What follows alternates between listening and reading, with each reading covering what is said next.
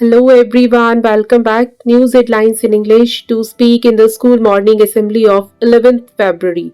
And first of all, national news. Center granted ex-servicemen status to military nursing service officers. Jammu and Kashmir intended to fully utilize suspension of Indus Water Treaty. Omar Abdullah. Om Birla to not attend Lok Sabha until no trust motion decided. Sources. This is the status. Ex-Army Chief broke silence amid row over memoir. Rare Earth Corridor is strategic, but execution is key. BMW India CEO.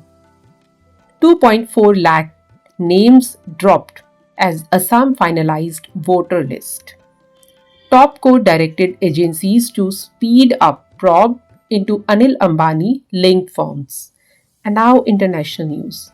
US forcing India to buy costly oil, Russia slammed Trump's energy ban.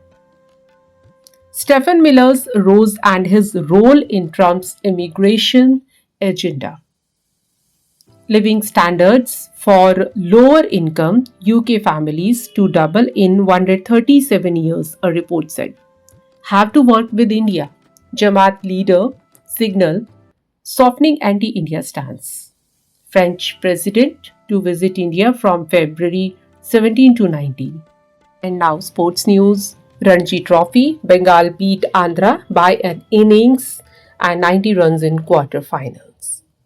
IPL 2026, Delhi Capitals appointed Ian Bell as assistant coach. India will play Pakistan at the T20 World Cup on February 15. Now, news related to business. Sensex rose 247 points in early trade, Nifty up 80 points. Gurugram CEO called out US Embassy in Delhi for denying visa. Internet joined the debate. And that's all in news. Thank you.